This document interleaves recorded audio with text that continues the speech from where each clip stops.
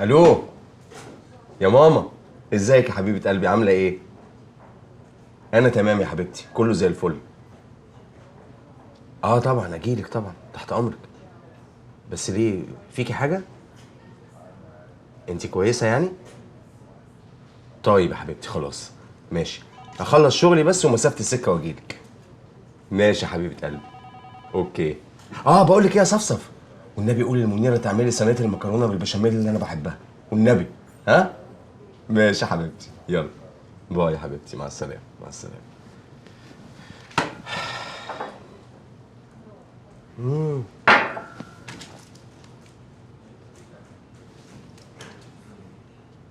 الو، ازيك يا توتو؟ عامله ايه يا حبيبتي؟ بقول لك ايه، انا اخلص شغل واروح اعدي على ماما. ماما، ها؟ ماما، مش حد تاني عشان الصداع بتاع كل يوم. اوكي؟ بحبك. يلا باي باي.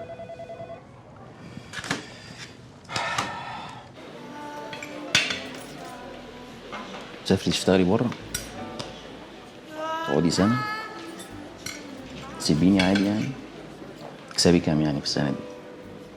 انت اكيد هتوحشني، وبعدين هي سنه والجنيه بقى في النازل، يعني انا ممكن ارجع فلوس خالد دي في خلال السنه. وبقول لك ايه، سيبك بقى من الكلام ده كله وكل، لان انا لما اروح مش هطبخ. استني بس، ما تربطيش كلام مع الناس. اصبري بس كده اسبوع ولا اتنين لحد ما نشوف هنعمل ايه. اشمعنى يعني اسبوع ولا اتنين؟ ايه اللي هيجد فيهم؟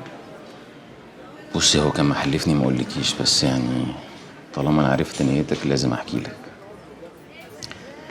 الحاج جمال يا ستي اول ما عرف موضوع الشيكات بتاعتك دي، راح البنك قدم على قرض بضمان المحل. المفروض ان هم يردوا عليه خلال اسبوع ولا اتنين من دلوقتي. انت اكيد بتهزر يا ضياء. عمي عمل كده؟ اوعي تقولي له ان انا قلت لك. ده هو كان محلفني ان انا ما اقولكيش، بس هو ما كانش عايز يعشمك على الفاضي يعني. كان عايز يجيب لك الفلوس وخلاص من غير ما يقول لك هو جابها ازاي.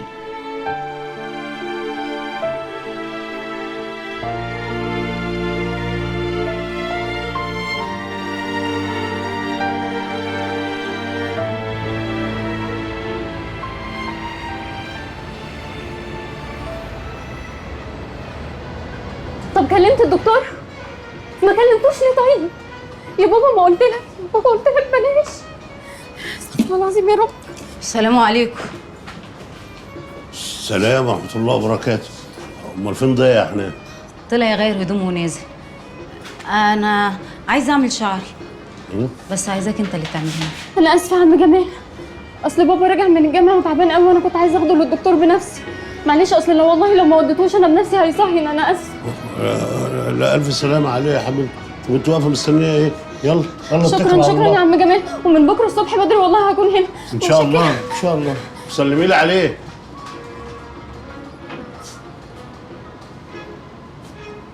دي جهاد، بنت واحد صاحبي قوي. أنا جبتها تتدرب معانا هنا. شكلها بنت حلال. طب يلا بقى عشان تعمل لي شعري. يلا يلا إيه؟ نوسة لسه ما جاتش. ما قلت لك انت اللي هتعمله لي.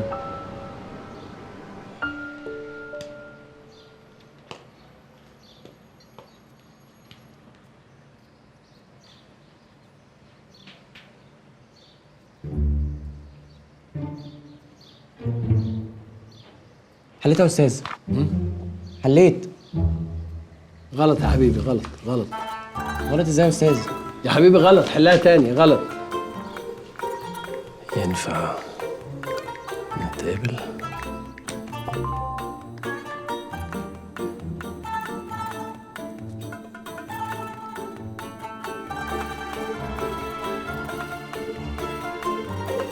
أنا ظروفي صعبة يا كمال.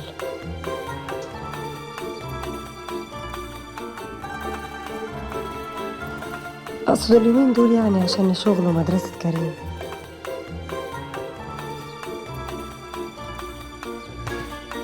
ما احنا ممكن نخليها الجمعة.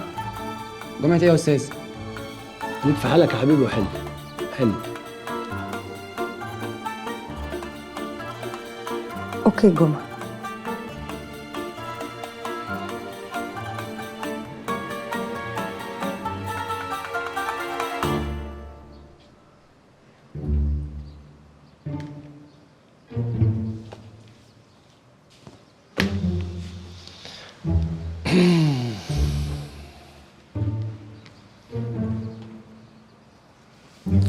حليت.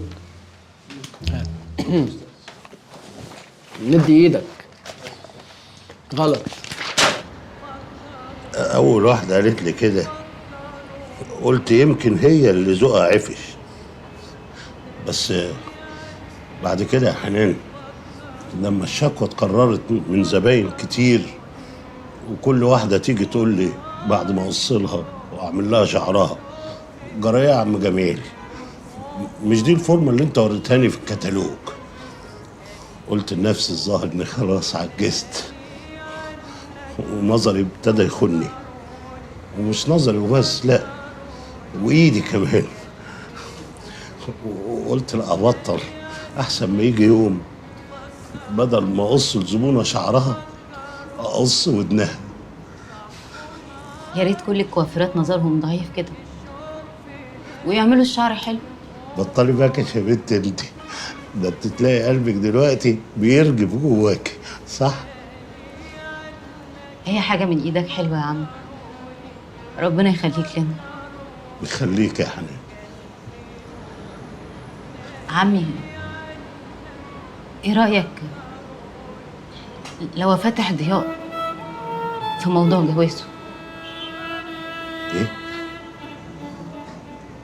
انا اقدر اقنعه. هي الحاجه صفيه كلمتك؟ من غير ما تكلمني، ده ابنك الوحيد وانت من حقك يكون لك حفيد، وهو كمان من حقه يكون له ابن او بنت سواء مني او من واحدة تانية. وليه ما يكونش منك انت يا بنتي؟ ليه؟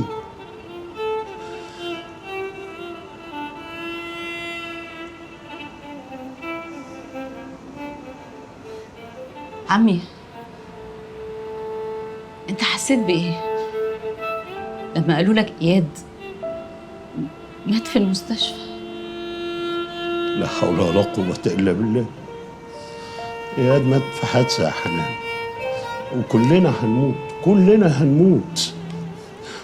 دي حاجة بتاعت ربنا ملناش يد فيها. انا بقى حسيت ان انا مشلولة، مش عشان عرفت انه مات، لا، اتشليت لما عرفت انه ممكن يعيش، اتشليت لما عرفت ان حالته هتبقى ازاي بعد الحادثة، وحالته دي ما كانش معايا تمنها. اجيب منين الفلوس اللي صفروا بيها عشان يعمل العملية بره؟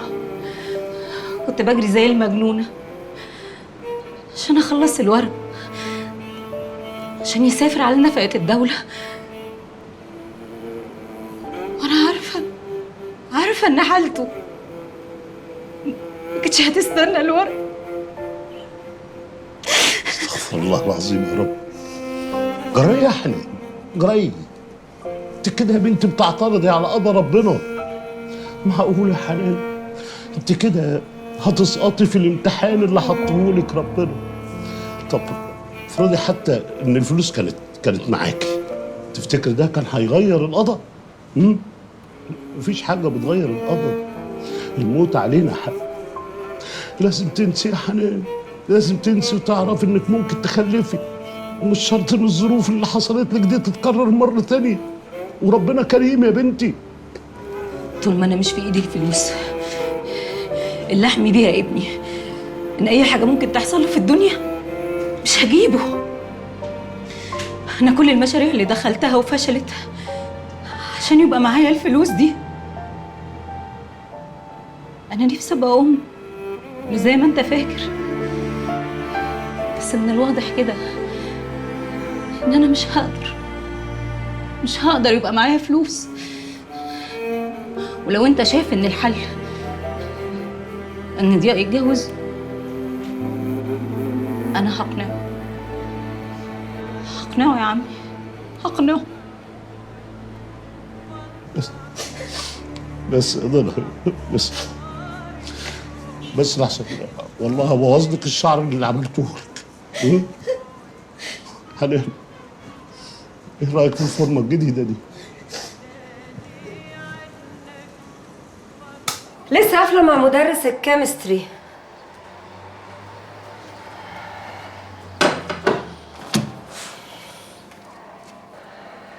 ايه ده؟ الله،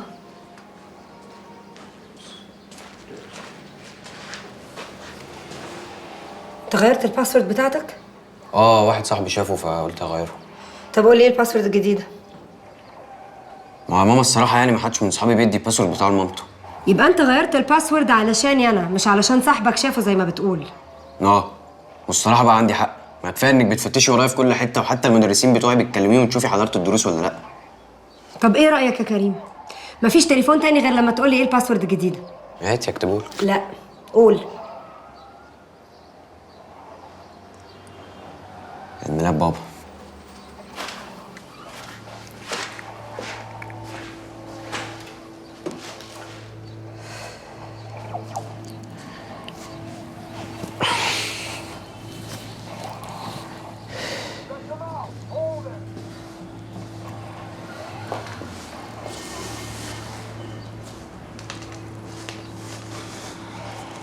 انت نزلت النهارده وقفت مع عبد الله وشادي عند الكشك؟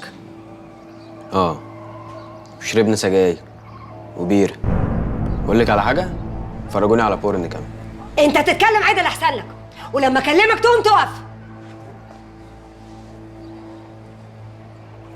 والله العظيم يا كريم لو ما لميت نفسك لكون سايبه شغلي وقاعده على راسك وحبساك في البيت ليل نهار. انت عايزاني اقول لك ايه يعني يا ماما؟ نزلت كلت شيبسي مع 2 صحابي؟ هي دي الجريمه؟ 1000 مرة أقول لك، وقفة النواصي دي بتاعت الصيع والشمامين. وشادي وعبد الله اللي أنت ملموم عليهم دول 2 فشلة، واحد ساقط 2 والتاني 5. يا ابني يوم لما تتصاحب على حد تصاحب على حد يفيدك وتفيده، يساعدك وتساعده، مش 2 صيع. والله بقى هم دول اللي ساكنين جنبي. وبعدين امتى هتفهمي اني كبرت وما ينفعش تذنبيني التذنيبه دي؟ هفهم إنك كبرت لما تتصرف زي الكبار.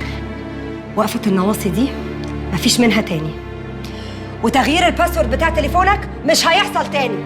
ودلوقتي اتفضل خش جوه كمل اكلك اللي انا تعبت نفسي وعملته لك، وخلص المذاكره اللي وراك. يلا خش.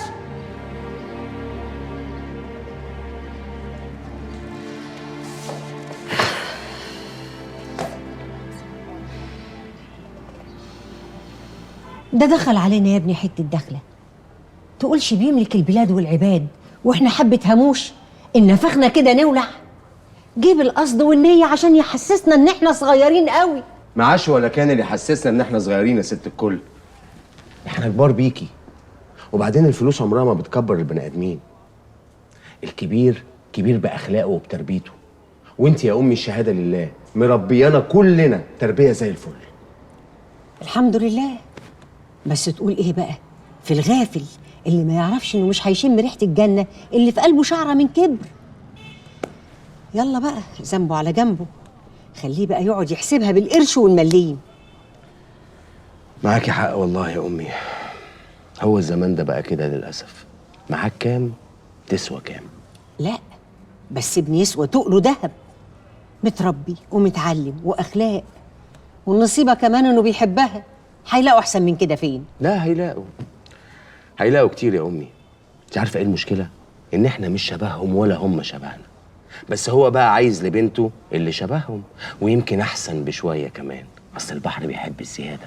المشكله ان هو بيحبها وبيحبها قوي كمان. انا مش عارفه على ايه. انا عارفه كانت ايه الشبكه السوداء دي. معلش يا امي معلش. انت عارفه بقى يوسف فنان، والفنانين دول بيبقوا حساسين بزياده شويه. كله هيعدي يا امي، كله هيعدي وهيروح لحاله. بس انت بس ما تضغطيش عليه بزياده.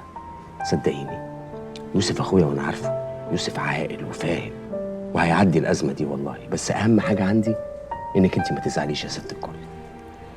حد يشوف الوش الحلو ده ويفضل زعلان؟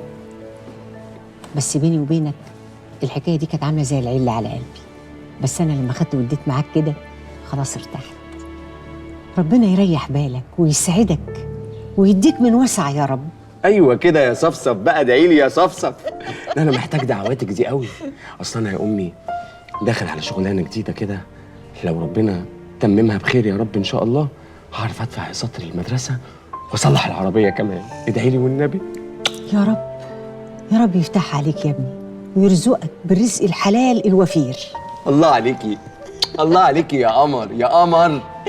انا هقوم اغلس على البت المنيره شويه. ماشي روح. ما هي زي القط بتحب خناقها.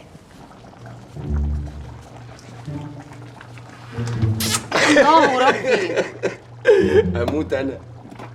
عارف لو عملت الحركه دي تاني وحياه كتاب الله انت حر، والله بكلمك يا عمر، مش هكلمك بجد. ايه يا قمر بقى؟ ايه هتفضلي سايبه جوزك لضرتك كده طول الوقت؟ ها؟ ايه يا مني؟ مش بتشتاقي له ولا ايه؟ بشتاق له وبكلمه في التليفون. والله عارف جدع، عمري ما طلبت منه حاجه واتاخر عليا. طلبتي منه حاجه؟ طلبات ايه يا منيره؟ انا بكلمك على ضرتك. انت مش شايفه هي عامله في نفسها ايه؟ شده وشفطه ونفخه ولابسه له المحزق والملزق، عشان كده هو لازق لها عندها طول الوقت.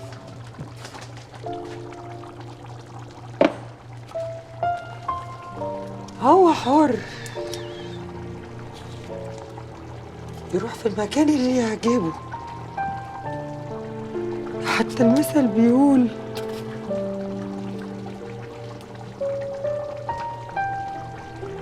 الرجل الدب مطرح ما تحب.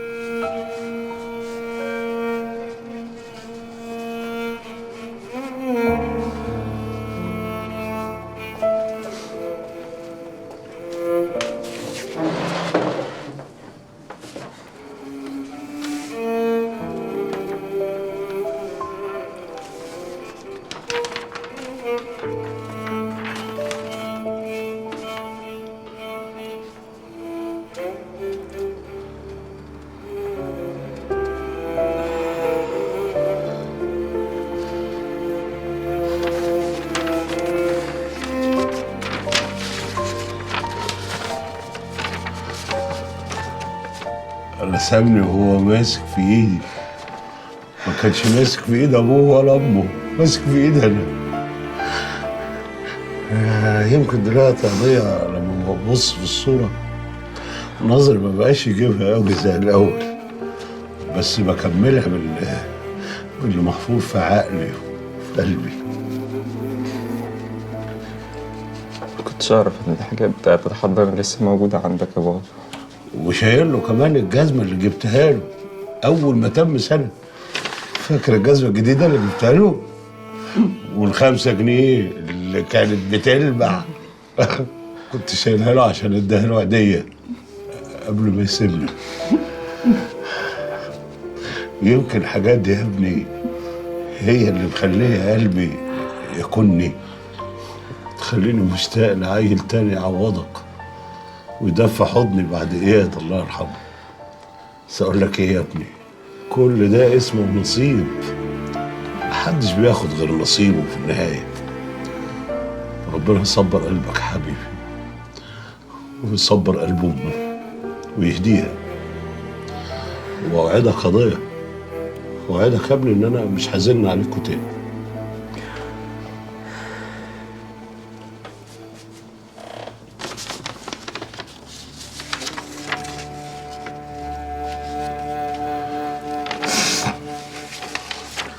تصبح على خير يا بابا.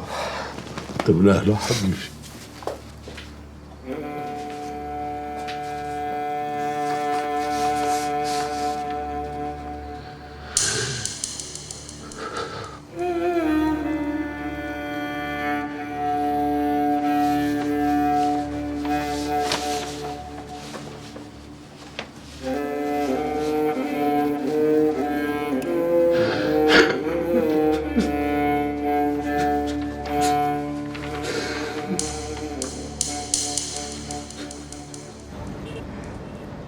يا عم فتحي انا شراء اول امبارح ب5 جنيه. يا عم روح اسأل عليها في أي كشك هتلاقيها ب6. معيش غير 5. خلاص ريح دماغك وريحني معاك وبلاش تاكل شوكولاتة. مش عايز يا باشا. لا حول ولا قوة إلا بالله. الناس مش عايزة تفهم إن الحاجة غليت. يعني انت متاكد يا عم فتحي ان كريم ما بيشربش سجاير؟ طب والنعمة دي على عينيا ما مسكهاش. ده حتى عبد الله فضل يزن عليه وهو مرضيش. اهدي بس يا مدام، كريم ابنك غيرهم. ما هو بوقفته معاهم هيبقى زيهم. انا عيني عليه من ساعه ما وصيتيني، ده حتى لما بيبقى قدام الكشك هنا ببقى مركز معاه اكتر ما انا مركز في الشغل. شكرا. طب استني خد الباقي يا مدام. خلي الباقي عشانك. ربنا يصلح الاحوال ويطمنك عليه يا رب.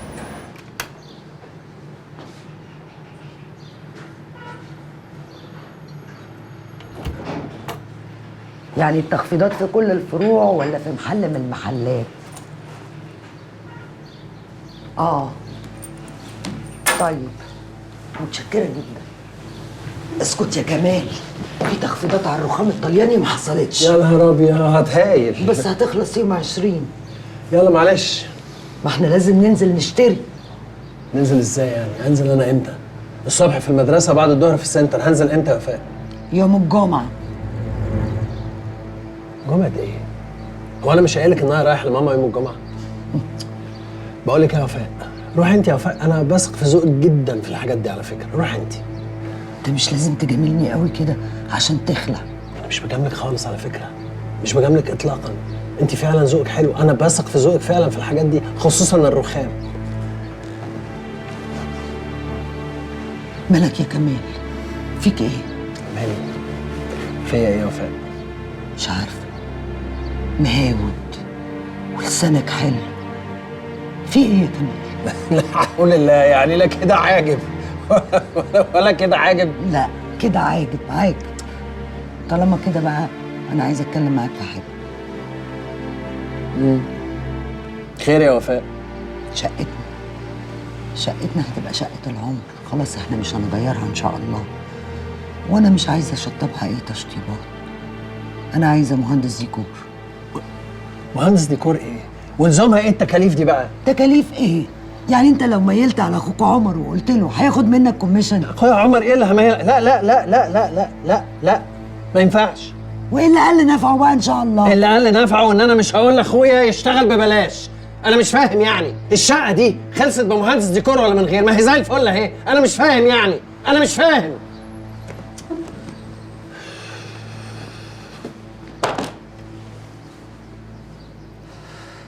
ها انبسطتي كده؟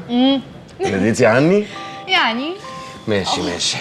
افضلي انت اقعدي تخانقي معايا على الفاضيه والمليانه علشان اصالحك واجيب الكافيهات واكوعي فلوس، واحنا مش في حمل المصاريف دي دلوقتي. مش على الفاضيه وعلى المليانه، وانت غلطان وعارف كده كويس، عشان كده جبتني وبتراضيني وبتصالحني، صح؟ لا مش غلطان. لا غلطان. بصي غلطان مش غلطان هصالحك برضه. على قلبي زي العسل يا قمر انت يا قمر. بس احنا في كافيه. ايوه احنا في كافيه صحيح. استنى ما اشوف مين بيرن. دي وفاء. وفاء؟ لربنا يستر. لربنا يستر.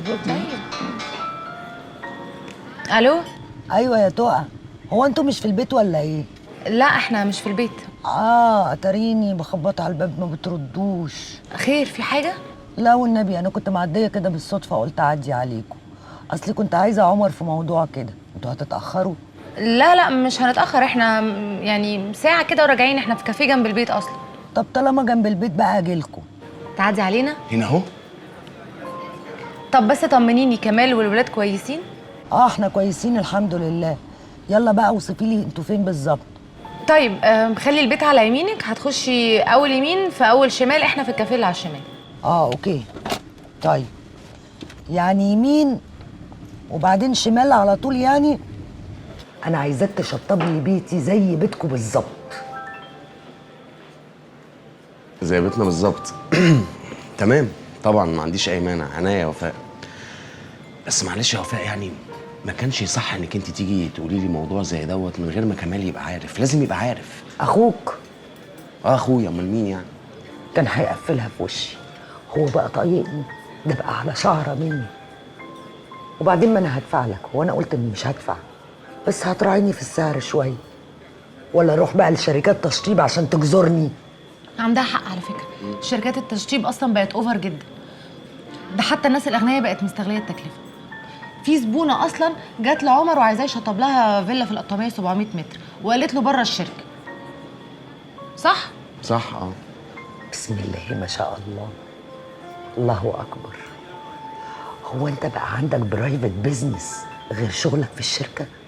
لا حول ولا قوة إلا بالله العلي العظيم. منورة يا وفاء. الله يخليك. لا ومدورة على فكرة. اخصى عليك يا عمر. اخصى عليك ايه بس يا وفاء؟ وبرايفت بيزنس ايه ونيلة ايه؟ يا ستي دي شغلانة من تحت الترابيزة كده، وربنا يستر وما تتقفش. دي لو اتقفشت هروح في 60 داهية. ولعلمك بقى أنا وافقت على الشغلانة دي عشان خاطر موضوع الحادثة بتاعت العربية، ما أنت عارفة الناس بقت مزنوقة قوي يا وفاء. الناس بقت مزنوقة قوي. ربنا يفك زنقتكم يا رب. ها هتعملوا معايا ايه؟ مش عارف. طب بقول لك ايه؟ ايه؟ انت كلم كمال وقول له ان انت هتساعده في توضيب البيت يعني وكده، وانك هتجيب له الخامات بسعرها العادي من غير ما تاخد عموله، وخرج وفاء من الموضوع خالص. خلاص يا ناس، خلاص يا ناس، متجوز ملاك يا ربي. خدوده يا ناس، خدوده. بس مالكش دعوه بخدودي. اللي يشوفك وانت بتحلي لها المشكله بتاعتها دلوقتي ما يشوفكيش وانت بتحاسبيني حساب الملاكين من شويه. ها؟ مش قدام الناس يا رب. حاضر، مش قدام الناس. شفتي القمر اللي انا متجوزها؟ ربنا يخليكم لبعض. ولعنا احنا كده. منوره يا وفاء والله، منوره. الو، شركة تريد لاين اللي في المهندسين؟ يا فندم، أنا عميلة كنت بشطب شقة عندكم. لا مش مهم اسمي ايه، أنا بس كنت عايزة أقول لكم إن في مهندس عندكم بيشتغل لحسابه بره الشركة، اسمه عمر المندوب.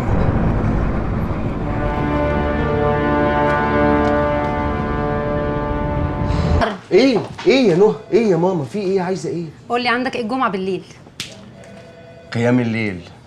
اصل بيقول لك يوم الجمعه ده يوم مفترج شويه. طب مش قبل ما تخش عليا الدخله دي تعرف الاول بس انا عايزاك فين؟ خير يا رب، قولي. يوم الجمعه عيد ميلادي وعامله حفله صغيره كده، وانت طبعا لازم تيجي. طب بذمتك يرضيكي اسيب قيام الليل عشان احضر حفله عيد ميلاد؟ يا بنتي خرجيني من دماغك بقى. قلت لك بحب مراتي وما بشوفش غيرها، والحاجه الوحيده اللي ممكن احضرها لك هي ليله فرحك ان شاء الله. غير كده انا غير قابل للحضور. قشطه؟ مستر حازم عايز حضرتك يا استاذ عمر. حاضر. لازم تيجي عمور، مش هسيبك. يا بنت اهمدي بقى. ايه اللي انت بتقوله ده؟ يا حازم اللي قالك كده اكيد كذاب. انا عمري في حياتي ما عملت شغل بره الشركه. عمر انت اكفأ مهندس عندي، والناس بتجيلك بالاسم، وعشان الناس بتجيلك بالاسم انا ممكن اشك في حاجه زي كده. شفت؟ اديك بتقول اهو بشك، يعني انت لسه ما اتاكدتش يا حازم. ما انا شكي ده ممكن اتاكد منه وانت عارف، بس ساعتها شكلك هيبقى وحش قوي، وممكن اطلع عليك سمعه تخليك ما تشتغلش في اي شركه تانية. قول لي بصراحه يا عمر.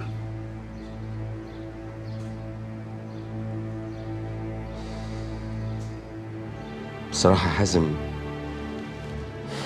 بصراحه هي كانت غلطه. انا اضطريت ان انا اعمل كده لان كانت ظروفي صعبه قوي.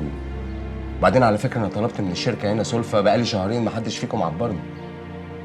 وبعدين لعلمك انا لسه ما بداتش في اي حاجه، ده كان كله مجرد تليفونات. يعني انا ممكن اخرج من عندك دلوقتي اعتذر لهم بالتليفون. من فضلك يا عمر سلم البروجكت اللي معاك وروح، وانا هبقى اكلمك كمان نشوف هنعمل ايه. ايه اللي انت بتقوله ده يا حازم؟ بتتكلم بجد؟ حازم ده احنا عشرة عمر، ده احنا شغالين مع بعض في الشركة دي بقالنا سنين، معقول؟ عمر ده شغل.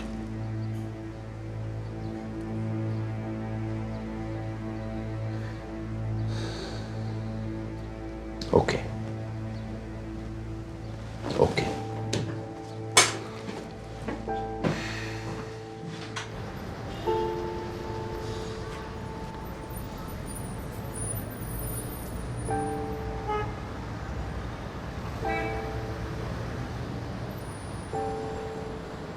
ايوه يا مدام نرمين، هو حضرتك او مدام رانيا او اي حد من طرفكم قال لحد من الشركه ان انا بعمل فيلتها؟ امال عرفوا منين؟ عرفوا منين؟ عرفوا، تخيلي عرفوا وانا توقفت عن العمل. اهدى ازاي يعني؟ اهدى ازاي؟ انا اساسا واخد كل احتياطاتي عشان الموضوع ما يتعرفش، وقايل لمدام رانيا قد ايه الموضوع ده ريسكي بالنسبه لي. لا بس واضح ان الحاجات دي ما بتفرقش معاكم، انتوا ما بيفرقش معاكم البني ادمين اصلا. عن اذنك، مع السلامه.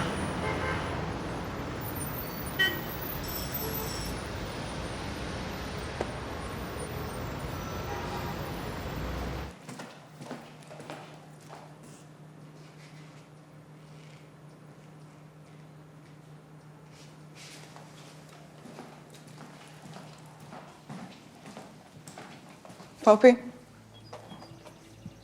يوسف هيسجل اغنيه النهارده وانا هروح الاستوديو. اوكي.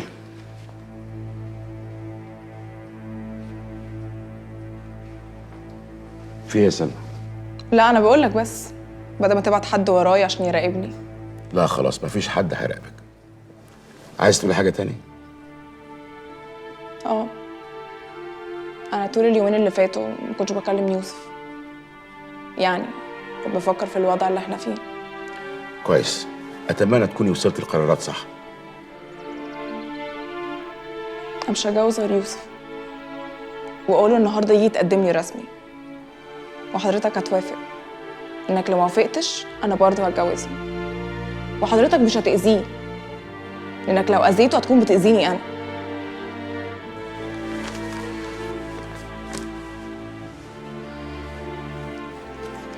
بص يا سلمى، كل اللي انت وصلتي له ده غلط، بس خلاص انت دلوقتي كبيره مسؤوله عن اي قرار تاخديه.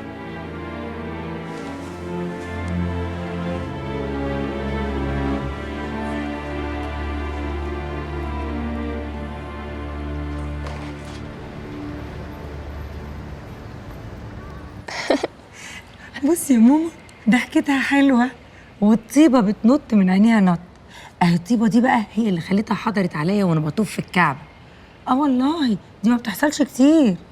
ده انا دعيت لك دعاء يا مروه، بتقول يا رب يا رب نولها اعلى المراتب، يا رب تنجح، يا رب رزقها الزوج الصالح اللي يريح قلبها ويبقى حنين عليها ويصونها ويبقى شكلنا كده ومننا وعلينا. طب يا حبيبتي كفايه كفايه، احنا خلاص حفظنا الادعيه اللي دعيتيها لها. تسلمي لي يا أبلة. والله العظيم كان من قلبي. انا عارفه انه من قلبك يا منيره. قولي لي يا حبيبتي، ابوكي ازاي حاله؟ طمنيني على صحته. تعبان قوي بصراحه. اخر مره لما سافرت له الاسماعيليه انا وايهاب الاسبوع اللي فات كان السكر مبهدله قوي. يا عيني يا عمي، ربنا يزيح عنك يا رب ويشفيك. ده هو اللي فاضل لنا يا ماما من ريحه الحبايب. لا يا ماما، واجب بقى ان احنا نبقى نروح نزوره بردك. طبعا ان شاء الله هنزوره. بس قولي لي يا حبيبتي، انت عايشه هنا في مصر على طول عند اخوكي ايهاب؟ طول فتره الدراسه، اصل بيته كمان قريب من الجامعه قوي. ايه يا حبيبي؟ لا انا في البيت نازل اهو. يا عم اسبق انت الاول. طيب ماشي، مع السلامه. ازيك يا مروه؟ الحمد لله. مروه دي بنت زي العسل وطيبه، جايه تسال عليا انا وماما، وسهرت عليك انت كمان. منوره الدنيا. على فكره انا وكل الدفعه كنا شايفين انك كنت احسن واحد في البرنامج. يا ستي ربنا يخليك، يعني خلاص بقى انا زهقت من الكلام ده بصراحه. زهقت ده ايه؟ طز في مليون برنامج، وانت قليل ولا قليل؟ بالك بعد ما طلع في التلفزيون ما بيعرفش يمشي في الشارع، ما بيعرفش يشتري حاجه قد كده من السوبر ماركت، الناس بيقفوا كده يتصوروا معاه. بقى زي العسل، كل الناس ملمومه عليه كده.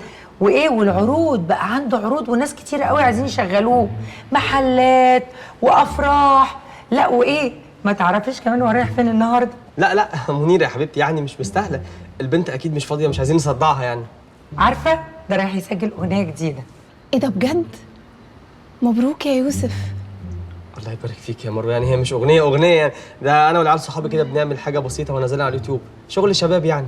شغل شباب وحاجه على قدنا كده.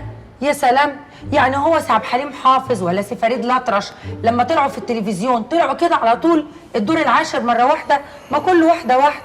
يو انا سمعت على فكره الاغنيه دي، اغنيه حلوه قوي.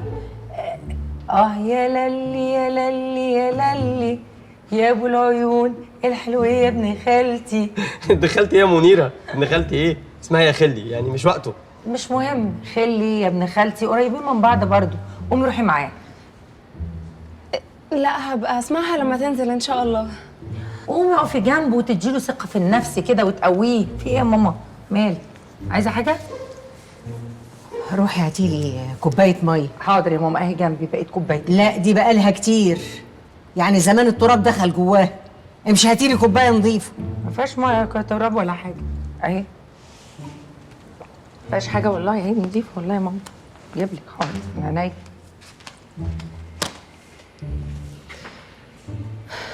على فكره قبل منيره اللي كلمتني علشان اجي اسلم عليك واقعد معاكوا شويه، فعادي يعني عشان لو عايز تنزل ولا حاجه. لا خالص حبيبتي، عادي يعني منورانا. هي بس منيره حبيبتي يعني بتحب تخلي بالها مني زياده، لكن انت لو تحبي تيجي تعالي تنوريني. ايه ده بجد؟ بصراحه هي تبقى حاجه ظريفه قوي ان انا اشوفك يعني وانت بتغني في الاستوديو كده، بس مش عايزه ابقى بعمل لك قلق او بضايقك او حاجه يعني. تقلي ايه وتعملي له قلق ايه يا حبيبه قلبي؟ روحي معاه اقفي جنبه وشجعيه. انت ممكن تيجي تقفي جنبي، وانت كمان ممكن تيجي تقفي جنبي لو تحبي يعني. لا ده انا عايزه اعمل صينيه المكرونه عشان اخواتك. طب يا حبيبتي، طيب يلا اتفضلي يا مروه تعالي. باي باي طنط. مع السلامه يا أبلة. مع السلامه يا روح قلب أبلة، مقدمه وجميله. مع السلامه يا أبلة. مع السلامه يا حبيبي. يلا يا مروه، يلا حبيبتي اتفضلي. ربنا يكتب لك في كل خطوه سلامه. مع السلامه. ليه كده يا ماما؟ ليه؟ طب انا عملت ايه؟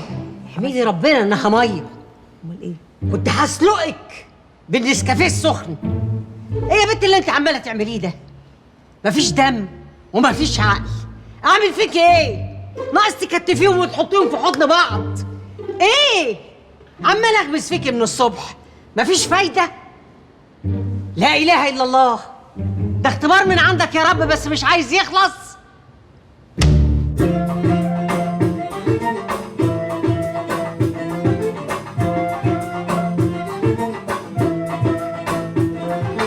قلبي القاسي يحب ويصبح ناسي، يشغل روحه ليه اوعى يا قلبي تحب ويطلع قاسي.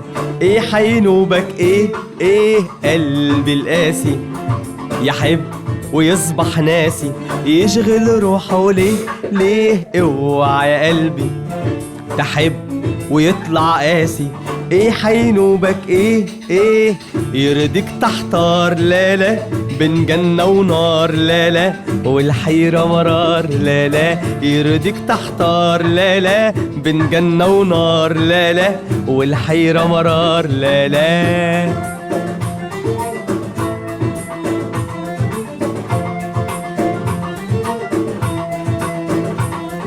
مالي بيه وماله حلو يا جماله، مالي بيه وماله حلو يا جماله.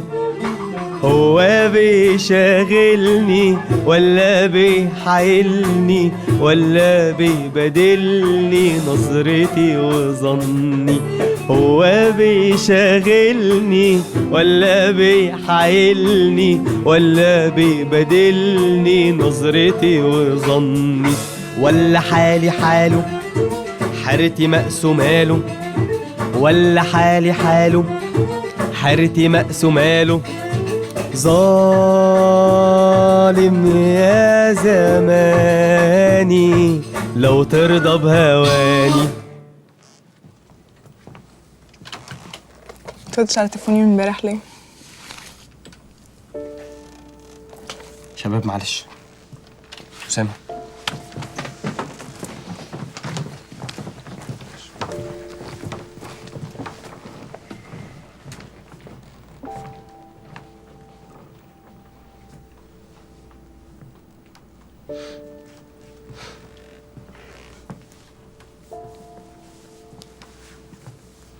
دي سلمى صاحبتي من زمان قوي. حاجه بقى ايه، عندها مجله فاشون وبنت ناس قوي. دي مروه بنت عمي وخطيبتي. ازيك؟ عاملة ايه؟ كويسة؟ الحمد لله. معلش ممكن ياخد يوسف ثانية واحدة بس؟ أكيد.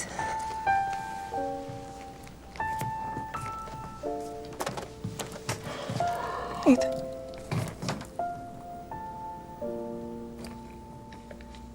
ايه ده ايه؟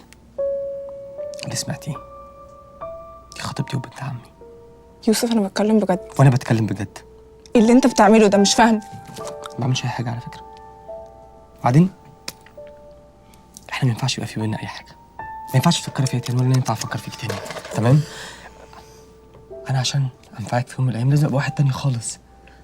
حد عنده فلوس كتير قوي عشان اعرف اناسب حلمي عنان. وده مش هيحصل.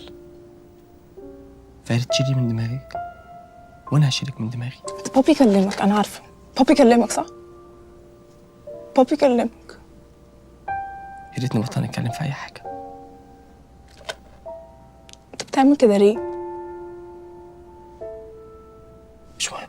انت بتعمل كده ليه؟ يوسف اللي انت بتعمله ده غلط. وطي صوتك.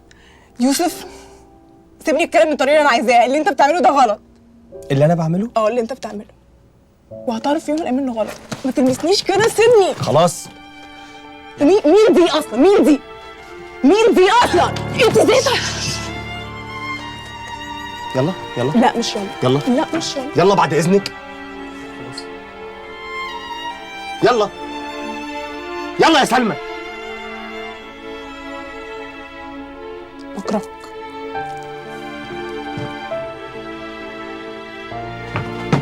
انتي مجنونة؟ انتي مجنونة انتي اصلا؟ مين دي اصلا يا يوسف؟ هو مش قالك ان انا خطبته؟ خلاص. لا سيبني بقى. خلاص. سيبني بقى. يلا يلا بعد اذنك. يلا يلا.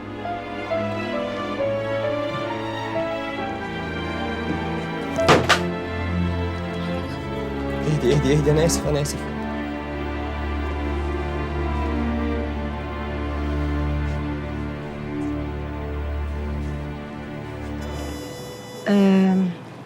يعني زي أي اتنين اتجوزوا بعض من غير ما يعرفوا ويدرسوا بعض كويس، اختلفوا فانفصلوا.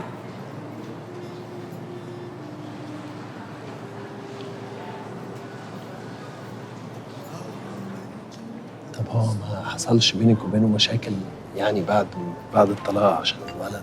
ما حصلش؟ لا في دي احنا متفاهمين ومتفقين يعني عشان خاطر كريم وكده. ما شاء الله عليه زي القمر.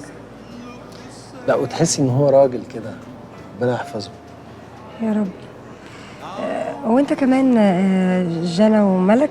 ملك وجنى بناتك أمامير قوي، ربنا يخليهم لك. بس تحس يعني ان هم واخدين منك انت اكتر يعني. لا حرام عليكي. هم مش وحشين كده. انت عايزه توقفي سوق البنات؟ لا انا ما اقصدش يعني. انا بس اقصد انه بيقولوا يعني انه لما الاولاد بيطلعوا شبه باباهم قوي ده معناه ان مامتهم بتحبه قوي. سمعت انا الموضوع ده قبل كده فعلا. سمعته. تشتغل موظفه في التربيه والتعليم. موظفه. شكلها ست لطيفه قوي يعني لما شفتها في البنك وكده. لطيفه جدا جدا لطيفه حبوبه بنت حلال هي.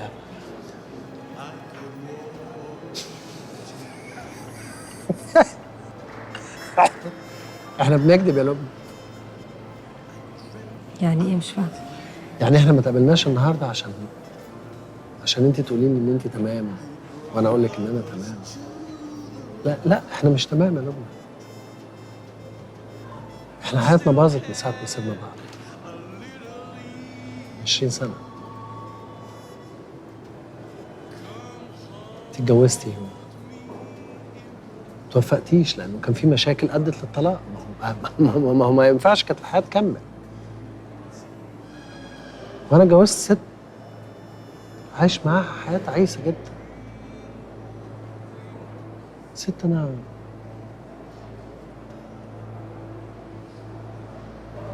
ما بحبهاش.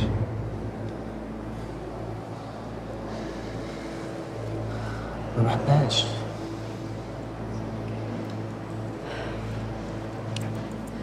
بس انا ما جيتش اقابلك علشان اسمع الكلام ده.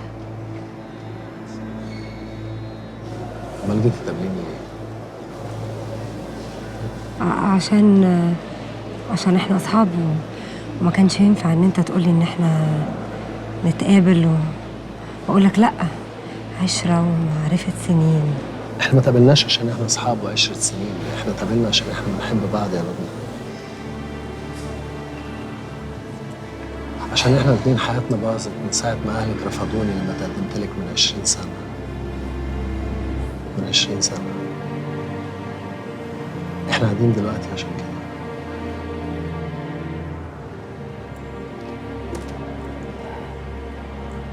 انت عايز مني ايه؟ سيبني في حالي. انا بقالي حياتي وانت بقالك حياتك. عن اذنك. اسمعيني بس. اسمعيني. مش هسمع حاجة. مقابلتنا دي اصلا كانت غلط. انا اسفة ان انا جيت. تقليب في الماضي ملوش اي لازمة. ارجوك ما تحاولش تكلمني تاني. عن اذنك. لبنى من فضلك. لبنى من فضلك. لبنى من فضلك. لبنى.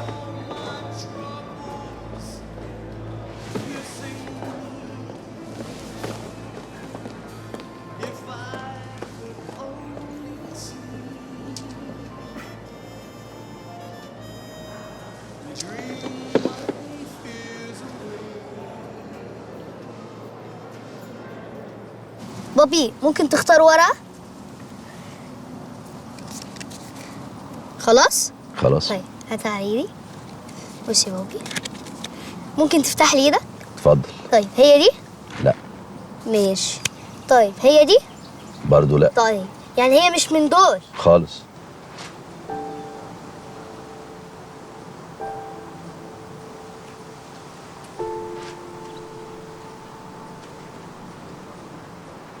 طيب ممكن تعمل لي ايدك كده؟ اتفضل. اقفل هنا. ايه رأيك؟ ده انت عبقري. شوف. انت اتعلمت الحاجات دي فين؟ على اليوتيوب. اليوتيوب. ده ابن الدكتور ايهاب، ما يطلعش دكتور زيه. عايز تطلع ساحر؟ أخيرا نزلتي من أوضتك. أنا سايباكي براحتك بقالك يومين أهو، بس بصراحة أنا مش هسيبك أكتر من كده. أنا عايزة أفهم فيه إيه. مفيش حاجة يا فاطمة، أنا كويسة. كويسة قوي، بدليل إن أنتي لا بتاكلي ولا بتشربي، سرحانة وقاعدة في أوضتك بقالك يومين أهو. أنا عايزة أفهم بقى فيه إيه وإيه اللي مضايقك. قلتلك مفيش حاجة، كنت عايزة أقعد لوحدي. إحنا مش متفقين من ساعة ما جيتي هنا إن أنا مش بس مرات أخوكي وإن أنا صاحبتك كمان؟ أيوه. الموضوع ده له علاقة بيوسف. أيوه. فضفضيلي عشان ترتاحي. هحكيلك.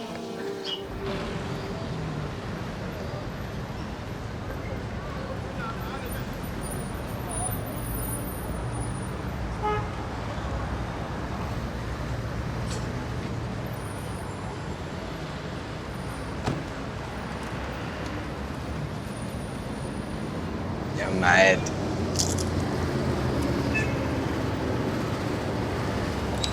ايه طب اتفي. اسف.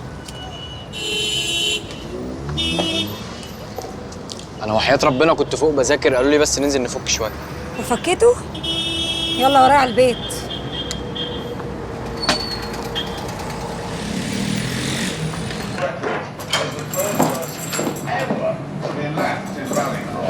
سايب التلفزيون كمان متولع؟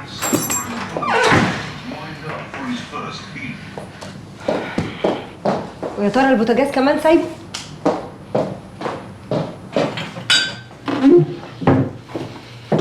انا على فكره ما كملتش 10 دقايق تحت. عارفه مصدقاك. وكنت هقول لك على فكره برضه، بس والله لقيت التليفون. تاني مره ما تبقاش تنسى زي ما تنسى التلفزيون. مالك يا ماما، هو في حاجه ولا ايه؟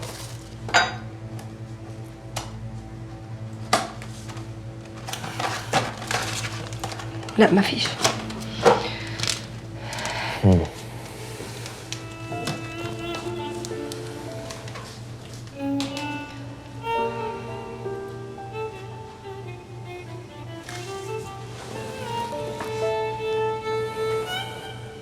كريم، أنا بحبك قوي. أنا لو بقسى عليك أو بشد عليك في المذاكرة أو في الخروج أو في أي حاجة تانية، ده عشان أنا خايفة عليك وبقلق عليك. أنت أهم حاجة في الدنيا دي، أنا عايشة عشانك. أنت فاهم اللي أنا بقوله ولا لأ؟ فاهم، بس هو في ايه؟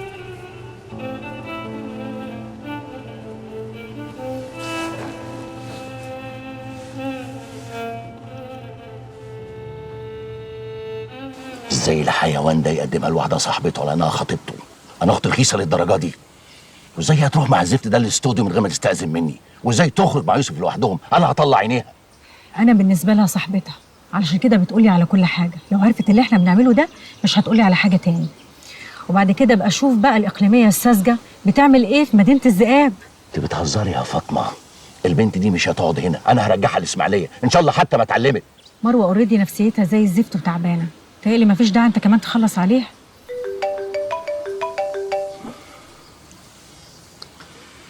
ايوه. في ايه؟ طب والدكتور رامي فين؟ طب انا جاي حالا، مسافه السكه. يلا. انت رايح فين؟ في واحد يموت من المستشفى، حاله طارئه، لازم امشي.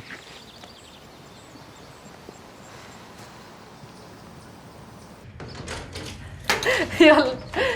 فاتك الفيلم يا عمر، كان جامد جدا.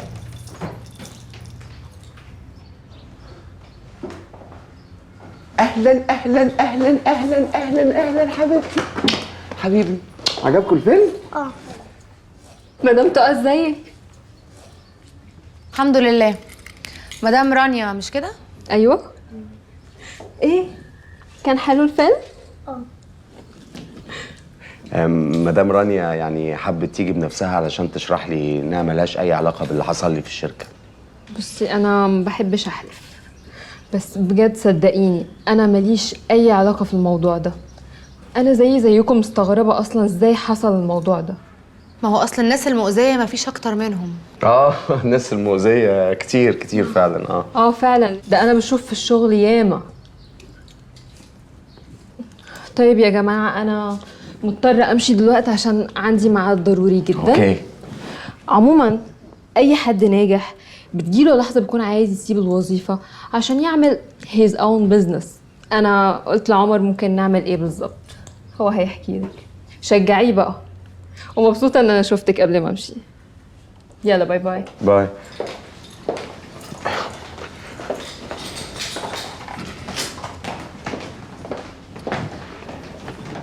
اتفضلي، نورتي نورتي. يلا تعالوا، يلا تعالوا نلعب. يلا.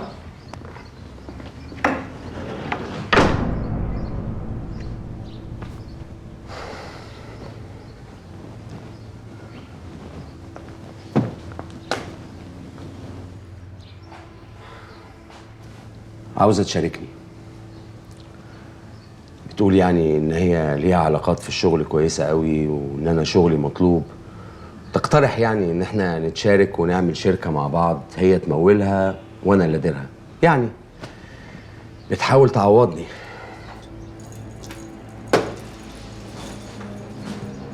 الله، في ايه يا تقل؟ انت ما دخلتيش لقيتيني مقعدة على حجري وبلايفها يعني. مالك في ايه؟ توتو يا روحي خدي انتي الولاد وروحوا السينما عشان انا تعبان ومكتئب. وانا طبعا زي الهبله بقول حاضر عشان بقدر اللي انت فيه. بس ايه بقى، البيبي يستغفلني اجي الاقيه مع مدام رانيا. باي. بقول لك ايه، انا فيا اللي مكفيني، مش ناقص الكلام الفارغ ده خالص. اوكي، الست دي ما تعرفهاش تاني يا عمر. نعم يا اختي، مش انت اللي تقولي لي اعرف مين وما اعرفش مين؟ انت اتجننتي ولا ايه؟ لا انا اللي اقول لك، والست دي ما تعرفهاش تاني وفلوسها ترجع لها، والولاد انا هخرجهم من المدرسه وهوديهم مدرسه تانية على قد امكانياتنا. اوكي؟ انت بتهزي على فكره، هزي الكلام ده، انت ولا فاهمه اي حاجه من اللي انت بتقوليه. لا انا فاهمه وعارفه كويس قوي انا بقول ايه، وبتكلم بجد على فكره. تمام، عاوزه تتكلمي جد يا تقى؟ ماشي، طالما جد بقى انا طهقت وزهقت من طريقتك دي. طول الوقت شك شك شك وتفتيش وتدوير. ليه؟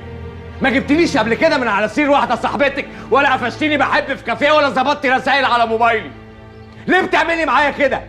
ليه طول الوقت محسساني ان انا هخونك، ان انا هخونك؟ ليه؟ انت عارفه كويس قوي ان انا عمري في حياتي ما حبيت واحده زيك، عمري في حياتي ما شفت ست غيرك. ليه بتعملي معايا كده؟ وباجي على نفسي واقول معلش يا واد استحمل، وبضحك وبهزر معاكي عشان ما اضايقكيش، بس ده مش معناه ابدا ان انا كمان ما بتضايقش. عارفه ليه؟ عشان انا بني ادم بيحس وبينجرح قوي لما يلاقي نفسه قايد صوابعه العشرة شمع عشان واحده مش حاسه ومش مقدره ومش واثقه فيه. على فكره يا تقى، قله الثقه دي ممكن تعمل فجوه كبيره قوي ما بيننا، فمن فضلك كفايه بقى لحد كده، كفايه، عشان انا بجد اتخنقت. بجد يا عمر؟ انت بتتكلم بجد؟ انت شايفني كده بخنقك وبشك فيك؟ انت بجد مش طايقني؟ ولو اتكيتي عليا سن اكتر من كده هتوصليني فعلا للحاله دي.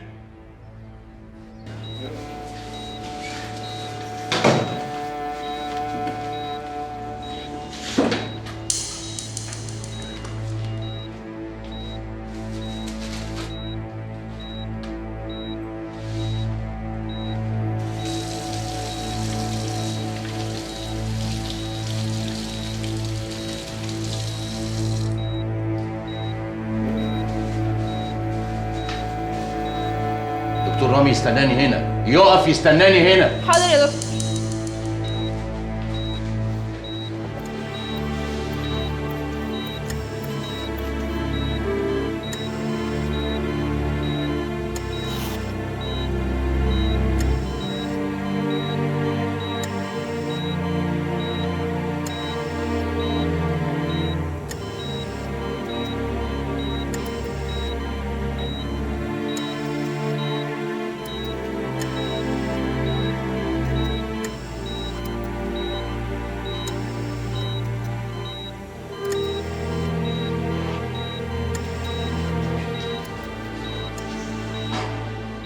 هو في ايه؟ خبطة مشرط صغيرة في جدار القولون، يعني كمان كام ساعة والراجل الله يرحمه. ازاي يعني؟ لو حاجة زي دي حصلت أكيد كنت هاخد بالي. دماغك كانت فين؟ لازم تركز شوية وأنت جوه أوضة العمليات. أنت إيه؟ أنت المفروض ما تدخلش المستشفى دي تاني. نعم. ما تدخلش المستشفى دي تاني. أنا هروح دلوقتي على مكتبي أمضي إنهاء التعاقد بتاعك، وأنت بقى بكرة الصبح تيجي الحسابات تشوف هيدوك إيه. استنى هنا، هو في إيه؟ في إيه؟ أيوه في إيه؟ أنت هنا دكتور زيك زيي، والوحيد اللي يتكلم معايا بالطريقة دي ويقرر يخليني ولا يمشيني هو اللي مشغلني ومشغلك. الدكتور فاروق، ولا عشان ما هو حماك ومسافر فافتكرت إن أنت صاحب المستشفى. أنت عارف أنا كنت ناوي أفصلك وتروح تشتغل في أي حتة تانية تاكل فيها عيش، لكن بعد بقى البقين اللي أنت قلتهم دول أي حتة هتروح تشتغل فيها هيعرفوا أنت انفصلت ليه. واحمد ربنا إن أنا أنقذت حياة الراجل بدل ما كنت شاطر بالنقابة أصلا. اعمل اللي أنت عاوزه، أنا كمان أعرف أذيك.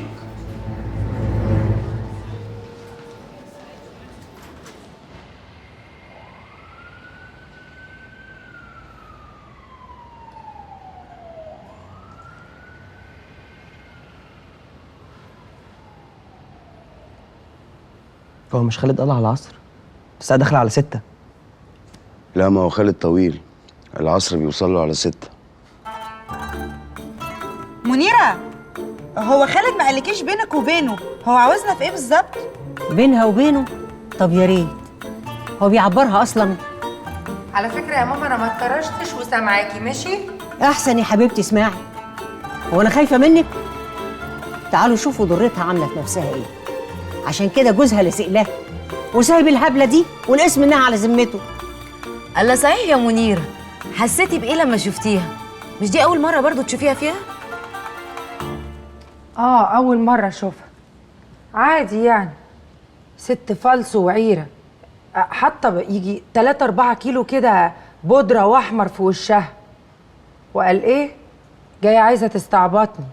بتقول إنها عايزة تشتري حتة من أرض أبونا عشان تعمل عليها مزرعة. وأنا بقى بيتهيألي كده وقلبي حاسس إن خالد مجمعنا التجميعة دي كلها. قال إيه؟ عشان إحنا نوافق على الموضوع ده. لكن لأ، انتوا اخواتي وهتعملوا لي خاطر، اياكوا حد فيكم يمضي على ورقه ولا تبيعوا سنتي واحد بس من الارض دي، مفهوم؟ يا سلام. طب وفريدي بقى كانت عارضه رقم كويس، نخسر الرقم يعني؟ حلو قوي يا عمر، عايز تبيع يعني؟ وانا قلت لا. ماشي يا عمر ماشي، يبقى تخلي الست هانم مراتك اللي ما بتعتبش برجليها المطبخ تقف تعمل لك المكرونه بالبشاميل اللي بيطلع لي دوالي في رجلي عشان اعرف اعملها لك. شكله شرف البيت. ماشي ماشي يا منير ماشي. انا مش بعايرك بس ده حق. ايهاب ايه؟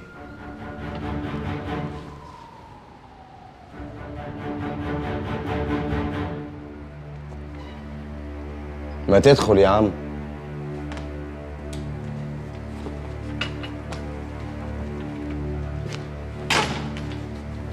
كويس أوي إن كل الناس موجودة هنا علشان الكلام قدامكم كلكم. لا والله.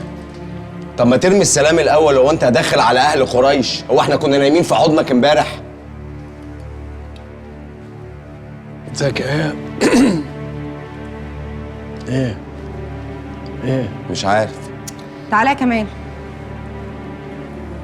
هو في ايه يا ايهاب بالظبط؟ مالك يا اخويا داخل كده قافل وشك علينا كانك ضابط مباحث وداخل تفتشنا وتطلع من جيوبنا مخدرات؟ صحيح يا ابني في ايه؟ ما تستهدى بالله كده وتقعد جنب اخواتك. انت ازاي يا بني ادم انت؟ ما تخطي بالطريقه دي.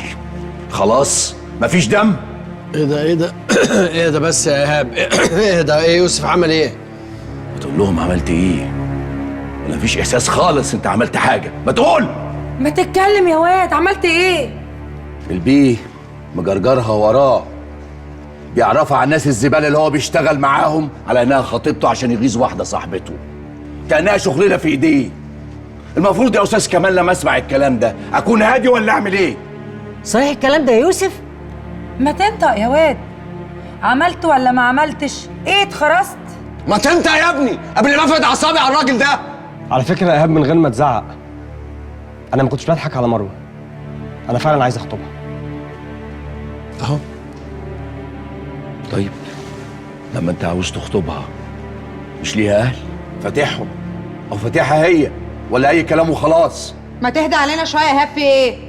ما هو قالك اهو انه عايز يخطبها، خلاص فين المشكله؟ ليه اللوكلوك بقى؟ خلاص يا داليا ما حدش يتكلم بالنيابة عني، أنت عندك حق وأنا آسف يا سيدي. وعلى فكرة لما قلت عليها إن هي خطيبتي كنت بس عايز أخلص من موقف سخيف مش أكتر. انا كده فهمت. يبقى انت عملت كده عشان تخلص من البنت اللي كانت لازقالك، صح؟ خلاص يا منيرة ما حدش يتكلم بقى بعد إذنكم. حاضر. أنا يا سيدي اللي عكيت الدنيا وديني أهو بقول لك قدام الكل.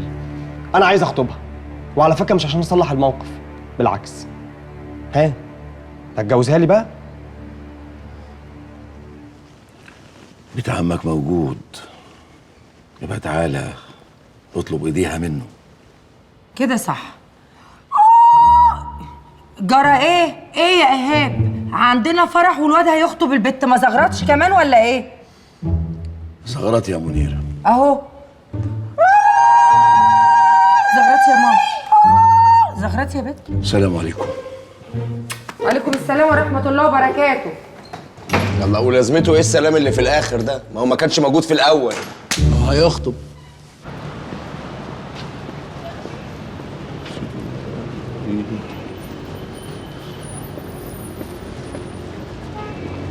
السلام عليكم. وعليكم السلام ورحمه الله وبركاته. مش برضه انت قريب الجماعه؟ الحاج خالد مش كده؟ ايوه انا الحاج خالد، وانت ابن الحاج حسن رحمه الله عليه. الله يرحمك يا حاج حسن، والله كان اطيب الناس. الحاج حسن حي يرزق الحمد لله وبصحه جيده. انا ابن ايهاب. يا راجل مؤاخذه يا ايهاب بيه، معلش بقى، يعني انت عارف بقى الواحد نفوخ ولا يهمك. مفهوم مفهوم. السلام عليكم. ما نشرب مع بعض كده كوبايتين شاي وندردش شويه. الجهات اكتر من رايحات. اكيد هنتقابل تاني وكتير كمان. سلام عليكم. جات العيد اللي يجمعني بامك مره تانيه.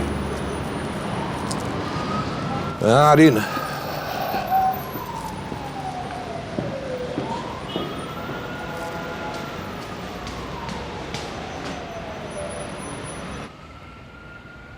بص، هي مروه كويسه طبعا، بس هو ايهاب مش سهل. ايهاب ده هو اللي هيبقى حماك، مش عمك حسن. مش هيبقى حماك بس، ده هيبقى حماك وحماتك. مزدوج يعني. بالظبط. انا مش فاهمه انت ليه بتقول له كده؟ شايفه يا ماما عايز يعقد يوسف. ده احنا ما صدقنا انه خد قرار انه يخطب وهيتجوز. ويتعقد ليه؟ ايهاب ابن حلال، غيرش بس يعني هو عصبي شويه، بس الحقيقه ان هو كده طول عمره، يعني مش قصد شر. هو الجواز كله كده تدبيسه حاجه. بتضحك على ايه؟ زي ما كمال قال، ايهاب طيب، وربنا يقويك بقى على حماتك، بس طالما المأذون كتب تبقى لبست يا نجم. ربنا معاك. هو ايه اللي لبست وايه اللي مزدوج؟ ما تفككوا مني شويه ويا ريت نغير الموضوع. هو انت كنت عاوزنا في ايه يا عم خالد؟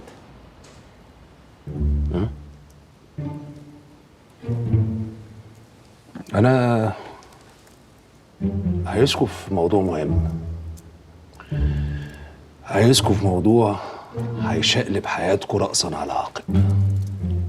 عشان كده قلت الرجاله ما يجيبوش نسوانهم، وللستات ما يجيبوش رجالتهم، لان الموضوع يخصكم انتوا كده على بعضكم، ولاد الحاجه صفيه. لا والله.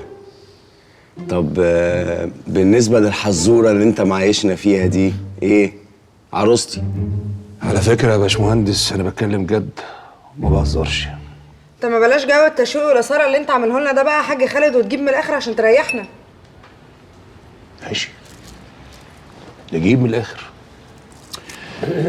الارض بتاعتكم اللي هي بتاع الاسماعيليه. انا قلتش حاجه، عمال يلف ويدور من الصبح عشان يجيب سيره ارض الاسماعيليه. انا قلت لكم هو جاي عشان يجمعنا عشان الارض بتاعت الاسماعيليه. خلاص خلصت كلامك؟ لا لسه ما خلصتش. يكون في علمك بقى الارض دي احنا وارثينها عن ابونا، ومش هنفرط فيها ابدا طول ما احنا عايشين. الارض دي احنا اتولدنا لقيناها ملكنا بتاعتنا، كلنا من خيرها، فتحت بيوت ناس كتير وفتحت بيوتنا وربتنا كلنا رجاله وستات. تقوم الست مراتك جايه تضحك علينا احنا وتقول اشتري منها حته واعملها مزرعه عشان تريح مزاجها لما تبقى متعكره. الهي ما ترتاح لا دنيا ولا اخره البعيده، الهي ما تشوف راحه ابدا طول ما هي عايشه وحرقه دمي كده اهو. عايزه تقولي حاجه تانية؟ لا بس عشان تبقى فاهم انا كبيره اخواتي وليا كلمه عليهم. انا اسفه يا ماما، يعني ربنا يديك الصحه وطولة العمر، اصل هم وعدوني ان لو جالهم حتى فلوس قد ايه محدش فيهم هيبيع ولا حد هيمضي، مش كده؟ احنا ما وعدناكيش على فكره خالص. ما وعدناش، وعدنا حق. ممكن بقى تهدي وتسمعي الكلمتين اللي هيتقالوا؟ انا فعلا جاي عشان بعت الارض، والارض كلها مش حته صغيره منها، وشريفه مش هي اللي هتشتري. اللي هيشتري يا جماعه مستثمرين كبار قوي، عايزين حته الارض دي بالذات، هم عايزين يعملوا مشاريع عليها. اسمع عن التخطيط بتاع اقليم قناه السويس. مشاريع في المنطقه دي، لا انا ولا انتوا يفهم الناس دي بتفكر في ايه. ايوه ودينا وجبنا وبعنا واشترينا، ما احنا متعودين منك على كده يا حاج خالد. ما تسكتي بقى يا منيره، خلينا نفهم. انت قصدك يا خالد ان الارض دي هتتباع على انها مش ارض زراعيه؟ يعني بالمتر مش بالفدان؟ اسلم فمك يا دكتوره، ويسلم العلام اللي اتعلمتيه، هو ده الكلام. تعرفين يا جماعه الارض دي هتدفع فيها كام؟ هيدفع فيها 300 مليون جنيه. بص يا عم خالد، اظن واضح على الناس اللي انت شايفهم دول ان هم فيهم اللي مكفيهم. انا شخصيا جاي هنا النهارده وانا شايل هم الدنيا والاخره على كتافي. يعني زي ما هو باين كده واضح لحضرتك ان القعده بقى مش طالبه نكت بايخه وهزار فاهم طبعا. لا مؤاخذه يعني اللي انت عايزه قوله على طول دغري وجد، عشان احنا فينا اللي مكفينا وكل واحد مننا عايز يقوم يشوف مصلحته. فارجوك يا عم خالد. وانا يعني ما عنديش مصالح حاجه يا استاذ كمال ولا ايه؟ ما انت عارف اللي فيها. فين يا حاجه المصحف اللي انت بتقري فيه؟ اهو يا ابني. ماشي، ثانيه واحده. اهو بيني وبينكم كتاب ربنا. حاطوا القرآن ده على عينيا، حاطوا القرآن ده على عينيا. الأرض بتاعتكم بتاعت الإسماعيلية جايبة 300 مليون جنيه. إيه؟ انت حلفت على المصحف يا خالد. أيوة يا حاجة، وحلفان اتحاسب عليه. بس المبلغ اللي انت بتقول عليه ده كبير قوي قوي. 300 مليون؟ تبها كده يا حاج. يعني لا مؤاخذة اضحك عليكم واقول لكم الأرض جايبة 30 مليون وهتبقى الباقي في جيبي. حرام. خالد، هو انت بتتكلم بجد ولا ايه؟ ايه يا جدعان؟ اقسم بالله دماغي لفت. عذرك يا باشمهندس، فعلا هي حاجه تلف الدماغ، بس هنقول يا جدعان رب العباد بقى اذا وهب. يا منيره، لسه برضه مش هتبيع الارض بتاعت ابوكي؟ انا مش عارفه ماما، هم 300 مليون دول يطلعوا قد ايه؟ خلي عنك يا حاجه، انا اقول لها يطلعوا كتير قوي يا منيره. يعني انت كلك على بعض كده بهيئتك كده نصيبك يعني كده بامر الله حوالي 29 مليون جنيه. ايه؟ ايه؟ يعني نصيب البنت مننا هيبقى 29 مليون؟ قولي ان شاء الله. وكل ذكر فيكم ايوه 57 مليون جنيه.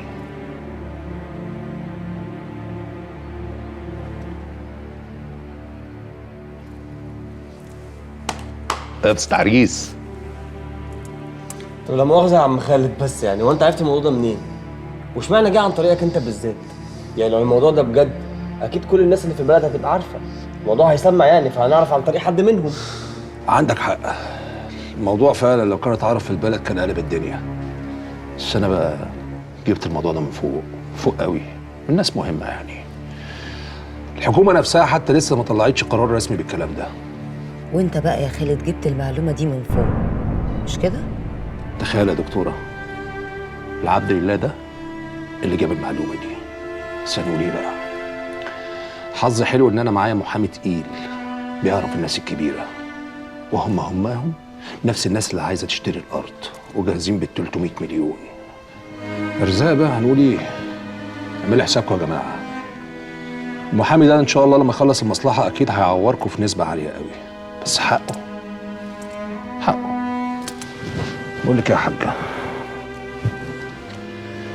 ده كارت بتاع شاكر درغام المحامي، اسمه وعنوانه ورقم تليفونه في الكارت.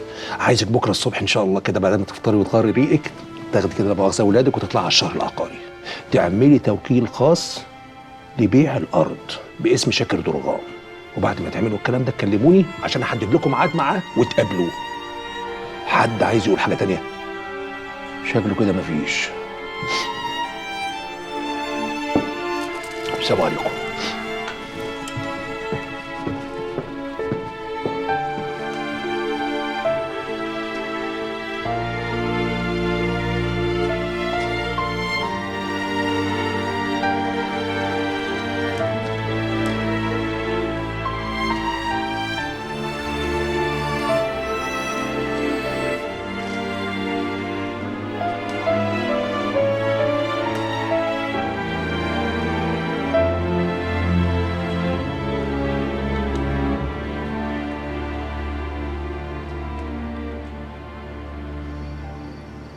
أنا كل ما أشوف واحدة وواحد مع بعض وفي جو ظريف ببقى حاسة إني هموت. هو انت اسمك الحقيقي ايه؟ ويفرق معاك في إيه؟ ماله منى؟ مضايقك في إيه منى؟ لا مش مضايقني خالص، ده حتى لايق على صوتك الصراحة، مع اني متأكد ان اسمك الحقيقي احلى من منى بكتير. وشكلك احلى من الصورة اللي انا راسمها في خيالي. انت عارفة ان نفسي في ايه دلوقتي يا منى؟ عارفة. نفسك تحضني ونبقى أنا وأنت على سرير واحد وتحسسني إني ست. أنا زهقت من الكلام ده، أنا سمعته 1000 مرة. ياه، ده انت شكلك على اخرك خالص. أنا ست زبالة، ما بقيتش أطيق أشوف حد مبسوط. أنا ابتديت أبقى خرابة بيوت، لو شفت أي اتنين مبسوطين بدور على أي حاجة عشان أنكد عليهم. افتحي الكاميرا يا منى. قلت لأ. يا ستي ما تجيبهاش على وشي، وبعدين انت عارفة البتاع دوت ما بيسكلش. صدقيني لو فتحت الكاميرا الموضوع هيفرق جامد قوي. اقول لك هاتيها على صدرك بس.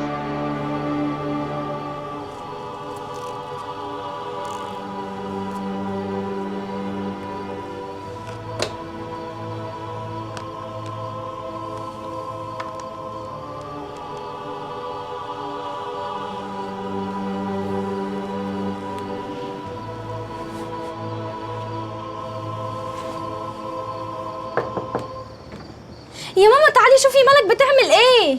انت ايه اللي دخلك من غير ما تخبطي؟ يا ماما انا خبطت. ما خبطتيش كدابه، امشي غوري من هنا.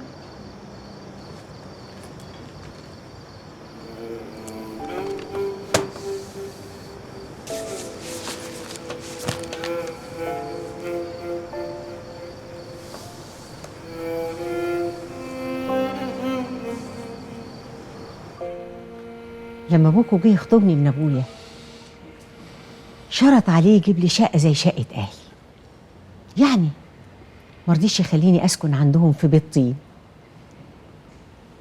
كان ابويا شايفه ابن فلاحين، وابويا كان موظف في الهيئه وانا برضو بنت مدارس، عشان كده احنا ما ادعكناش في الارض قوي، كنا يا دوب بنروح فسح وزيارات.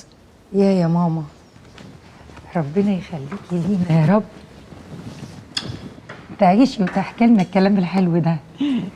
عارفه يا ماما كلامك ده فكرني لما كنت بسافر مع حضرتك ومع بابا الله يرحمه البلد، كنت بحب امشي في الارض، وكانت الارض واسعه وخضره، وكنت بحب اركب دايما الحمار. فاكر يا كمال؟ فاكر ايه؟ هو انا كنت الحمار؟ لا اصل انا هقول لكم حاجه بقى بالمناسبه.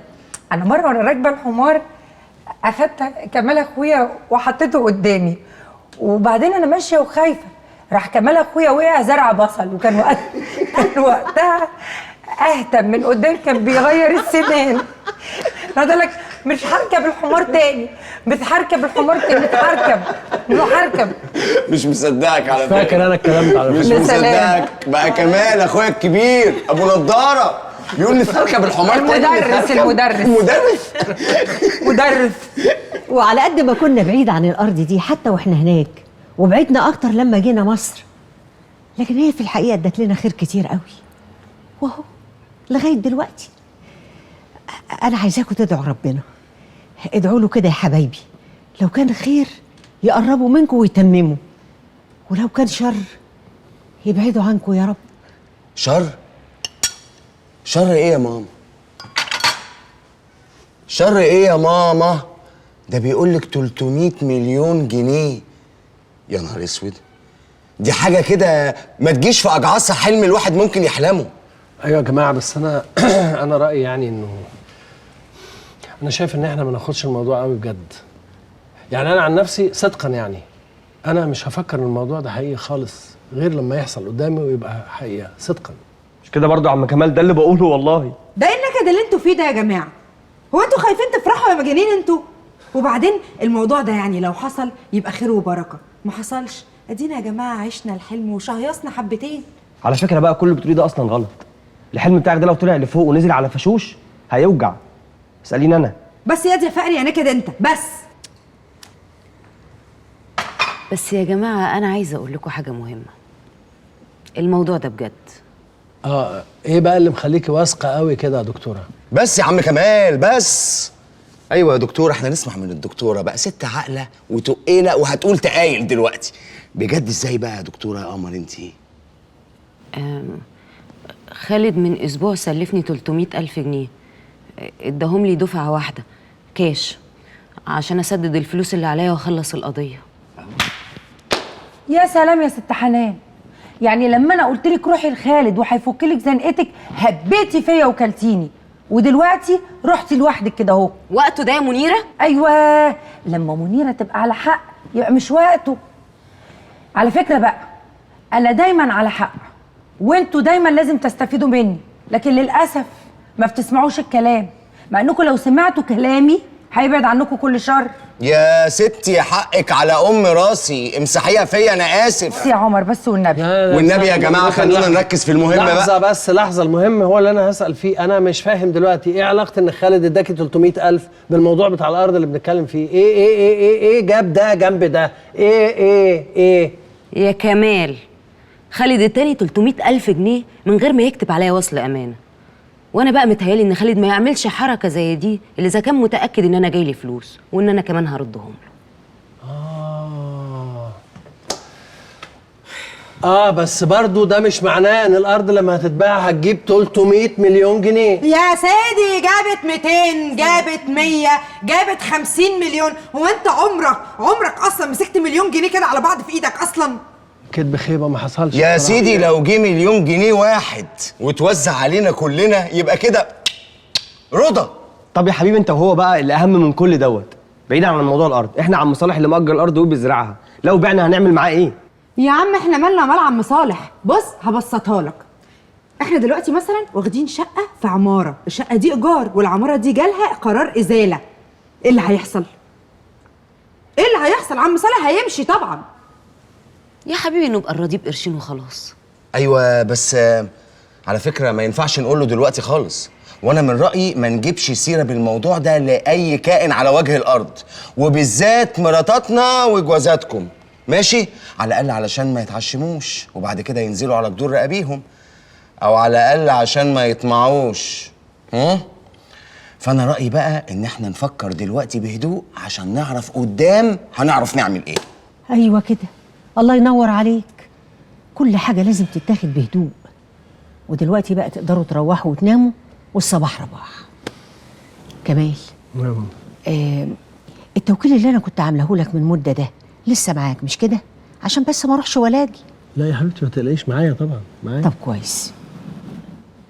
الله، مالك يا منير؟ في ايه؟ مقهوره يا ماما، مقهوره. مقهوره؟ ليه يا بنتي؟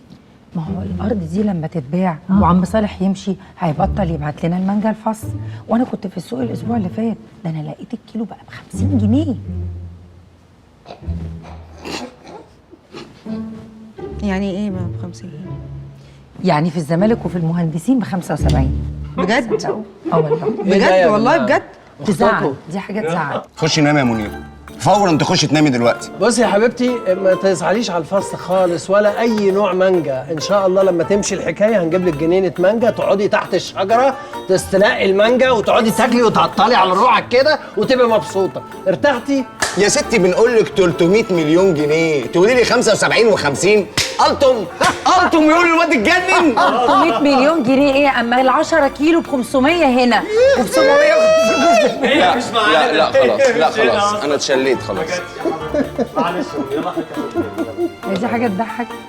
لا يا حبيبتي دي حاجه تخلينا نعلق قسطره. ده الدنيا كل يوم في غلا.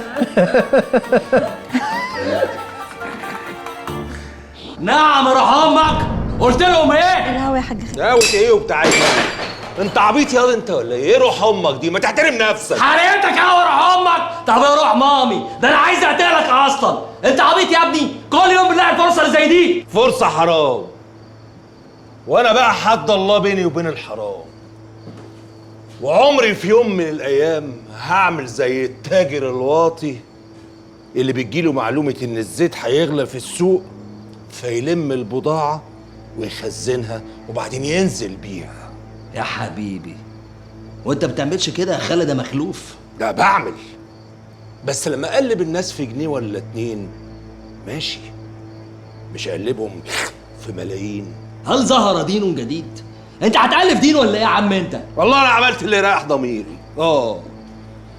وكده كده انا فطمت نسايبي وعملوا لك التوكيل. عايز تنجز قول لي اخليهم يجوا لك امتى، وما تقلقش العموله بتاعتك محفوظه 10%. نعم يا روح خالتك. عمولتي اللي هاخدها 10%. ده انت كده بتشاركهم. براحتي، لو مش عاجبهم يشوفوا مشتري غير اللي انا جايبه ويقسموه ويعملوا اللي هم عايزينه، بس انا لو عرفت هوقف المراكب السايره، وانت عارف ان انا اقدر. نعوذ بالله من غضب الله. 10%، ودي بالحلال يا حاج خالد. سخص حقير. بالحلال قال.